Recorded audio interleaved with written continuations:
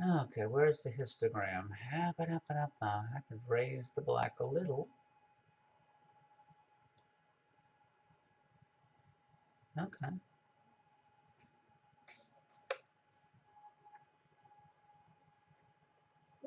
I still have the fans running on the scope. Let me turn the fans off. I don't know if you can hear that little whine in the background. That's the cooling fans on the VRC-10. They're off now. Yeah. Yeah. They are turned off. And right now it says it is 83 degrees in here without the fan blowing. Okay. All right.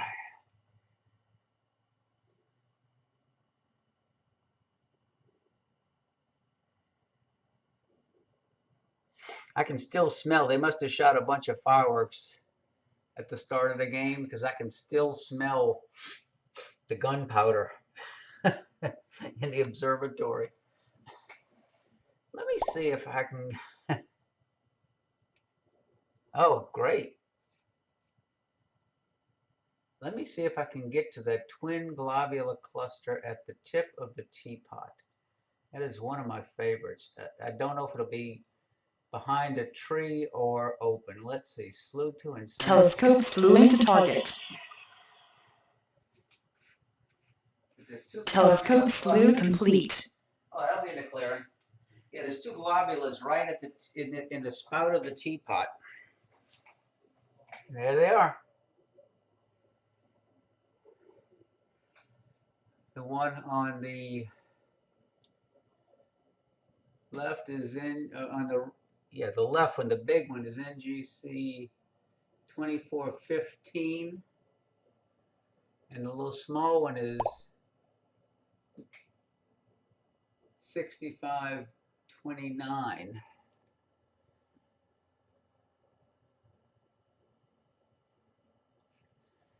Let me see if I can roll in a little bit. This was one of my favorites when I used to be a visual observer with eyepieces back in the day. Looking at this in my little 8-inch f4 Newtonian, I mean, it was splendid. I used to love looking at this.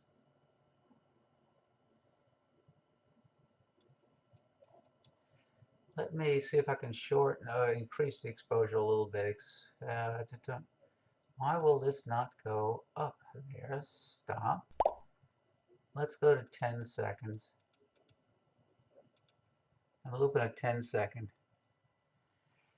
Yeah, the one globular, the bigger of the two. Let me get the information chart from Sky Tools. The bigger one, whoa, okay. The bigger one is magnitude, no, 9.85.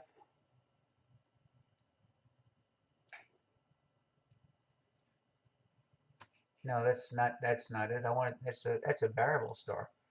Let me, no.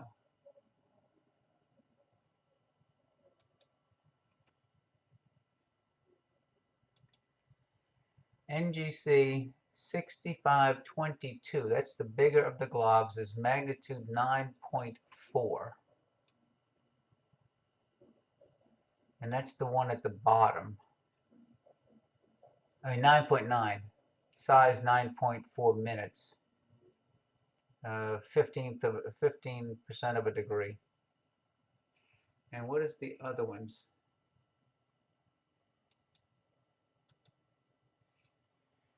The small one on the right is magnitude 9.6, 5 minutes. It's about half the size. They don't give the distances, or do they? Let me see if I can increase the, raise the black a little bit, make it a little bit darker. I can go almost to 50 on this.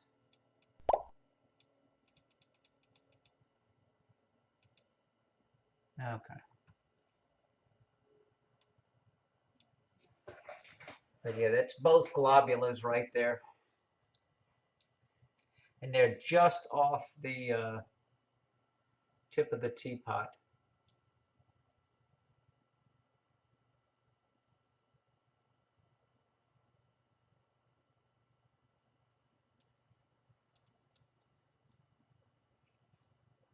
So I can bring the chart over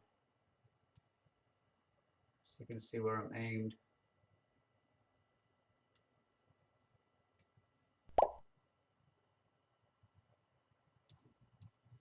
You can see where I aim. There's the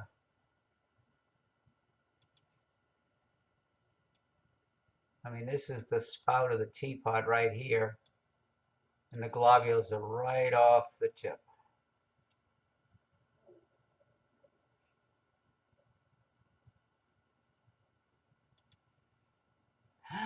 What the heck was that?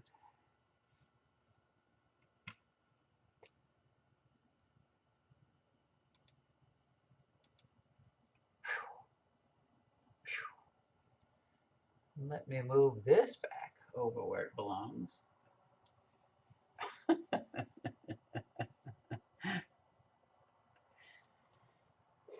I have to wait till it, well, satellite, I have to wait until it gets from behind the oak tree that's due south of me. I'm getting a little bit of vignetting. I have the 0.75 focal reducer in the 10-inch, and then I have the universe focal reducer with the spacer in the scope. But you can see it fits the two globulars nicely. According to Sky Tools, let me see what it says about the spacing between those two globulars. But click on one and get an angular measurement, then the other one is center to center is a little bit over 1/4 of a degree between the two globulars. So where did the Epic pen go? Let me get Epic pen back up.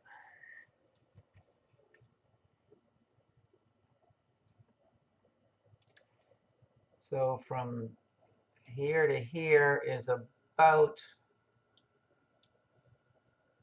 what did it say? 16, about 16 arc minutes. A little bit over 1/4 degree between those two globulars.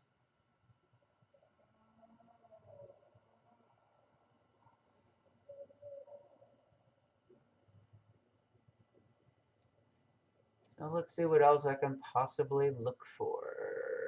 Empty that. Okay, so while I'm down here, I don't think M4 is still, I haven't seen the butterfly. I don't even know if I can see M4 from here. I mean M7. I'm going to try. Telescope slew into target. I haven't seen M7 yet this year, and it's getting Telescope slew complete. pretty low. Okay. It may be just at the limit of visibility. I got the scope as high as I can raise it, and it's not going to cut it. Can't get to M7. M7's a little bit too low. Okay. Yeah. Okay. Yeah, the Tree Nebula. Actually, it's just skimming right above the. I have the telescope raised as high as I can raise it on the pier, and I'm just skimming right over the top of the shutter. Let me go to M69. Let's see if that's visible. Telescope slew into target. We'll see if that's in the neighbor's tree. Telescope slew complete.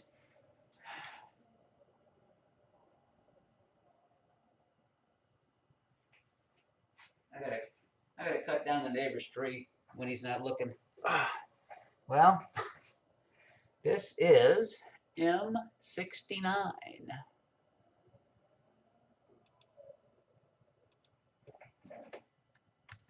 M69. And what's the information on M69?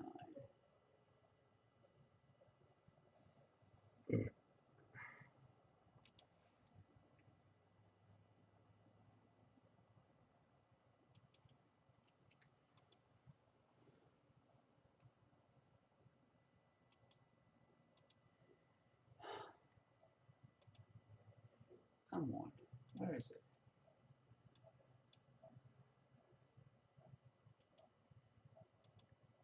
M69 globular cluster, magnitude 7.7.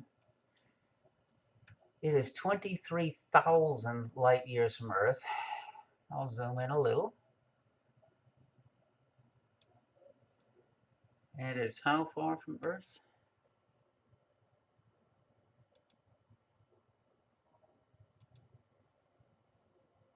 Okay.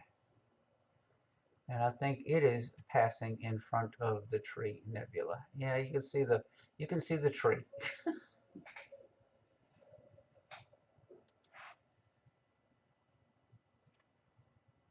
So I'm not going to go to M70. M70 would be even more in the tree. So let's see, what else? I can move away from the tree. Let me try Lagoon. What the heck? See how bad it is with the, Telescope slewing to target. it should be almost straight up. I mean, the moon is up, but who knows? Telescope slew complete. That's going to be a challenge.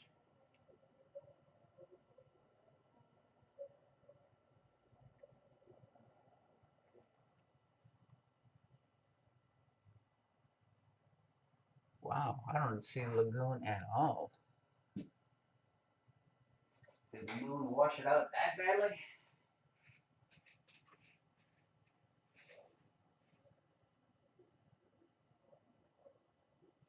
It is possible.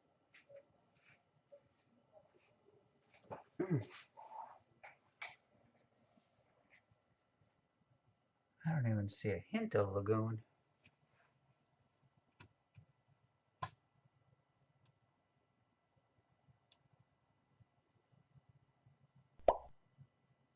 Wait, no, that didn't. I'm not even on a Lagoon. Wait a minute.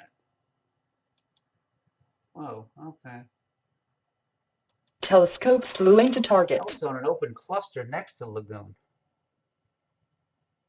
Telescope slew complete. There's Lagoon.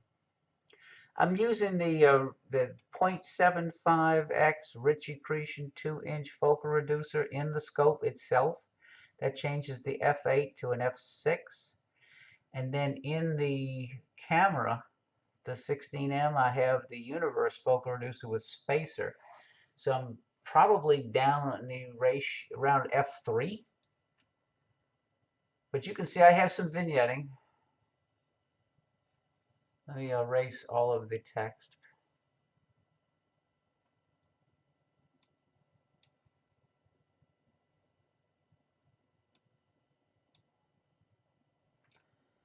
I mean, it's not a perfect image considering the moon.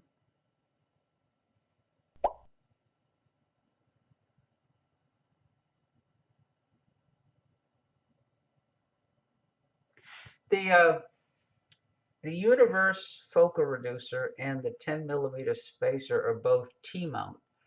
So they screw directly to the front of the DS16M or 16C, and they'll also screw directly to the DS2.3 Plus if you remove the stainless steel T to C adapter.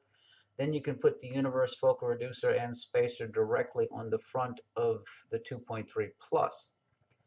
So what I have is I have the rich accretion focal reducer 0.75 in the scope. It slides in just like a Barlow or an eyepiece into the focuser. And then the camera has the universe focal reducer screwed onto it, and it slides directly into the rich accretion focal reducer. So there are two in series. And that's how I'm able to push it as.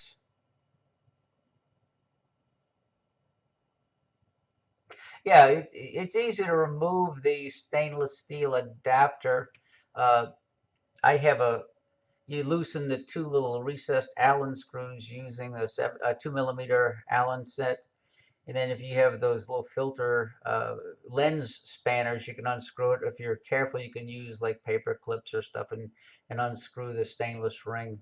I have a gentleman that lives near me who bought a 2.3 Plus, and I sent him a link to the the units I had gotten off of Amazon. They're fairly inexpensive, and you can use them for all sorts of lens removal and taking out spacer rings and lock rings on different types of optics.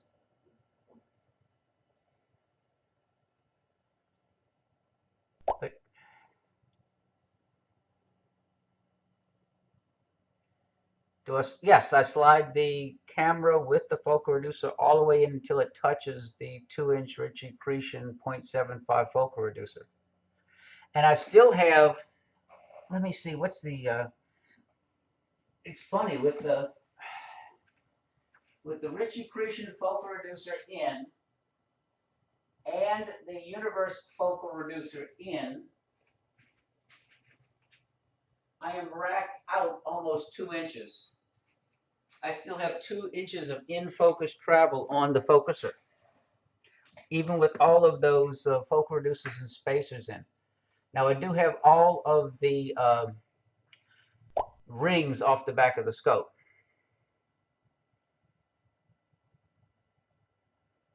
Yeah, I'm glad I could help. I mean, you can look at my picture, you do get a little vignetting around the corner, but if you zoom in slightly, it's gone. Let me see if I can change the contrast and brightness. Close rotate, close flip.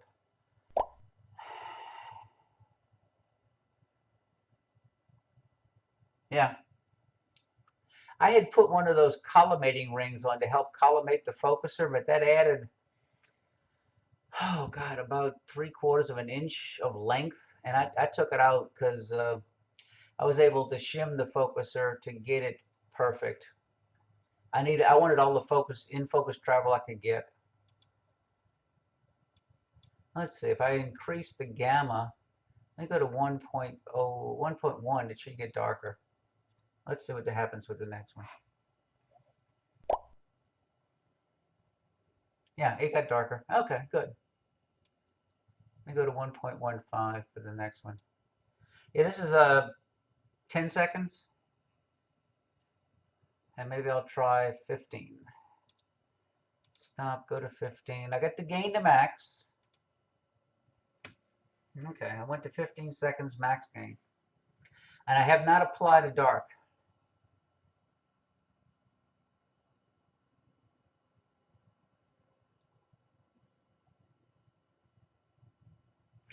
Maybe now I have to apply a dark.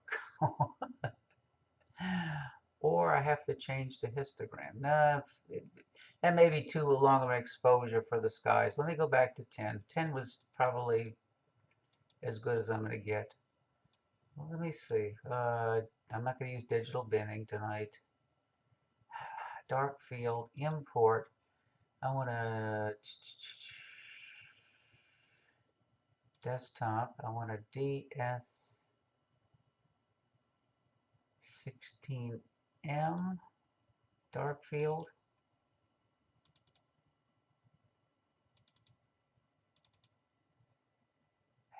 No, that's not what I want. Go back.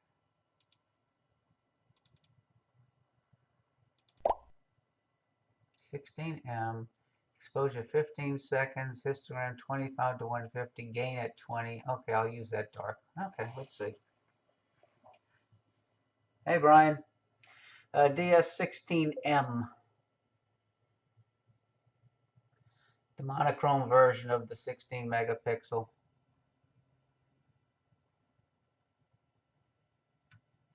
It must be picking up glow off the dome. Let me.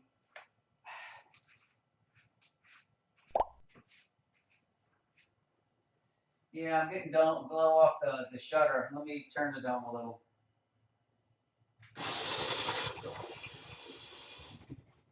Yeah. Okay. Okay. Yeah, this is getting low. Right now it is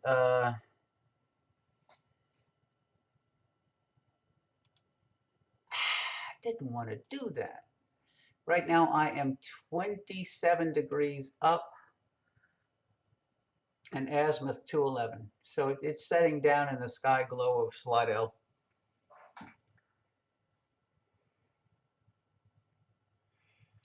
Well, let's move up a little bit higher. Let's go to Trifid. Telescope slewing to target. Not a long distance. Telescope slew complete. Back out.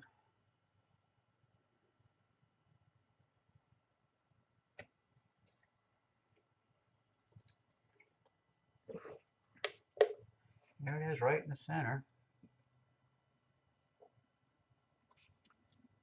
Probably I'm clipping it too much with the black. I don't know how far away the moon is. Probably about 25 degrees. It was like 11 degrees from this last night.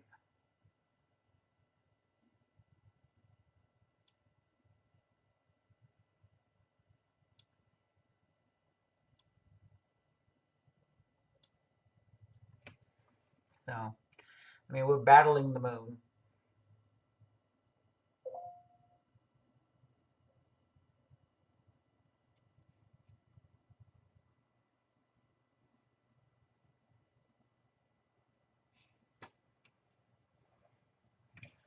I didn't go to M22.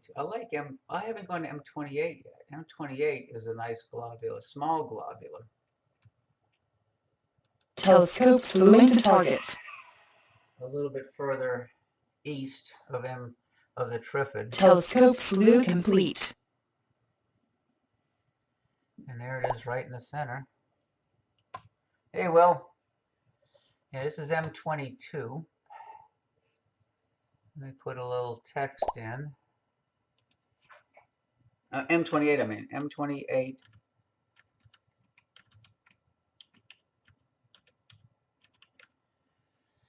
M28, 10 seconds, gain max. Okay.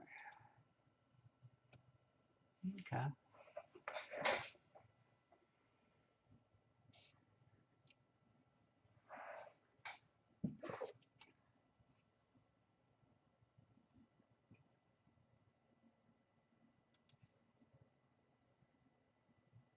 I don't know why those lines appear. I have to ask Rock about that.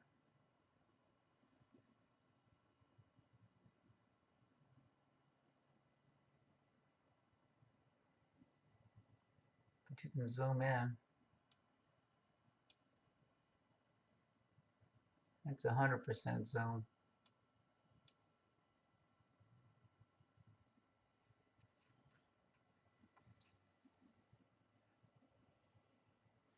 The other globules down in Sagittarius are probably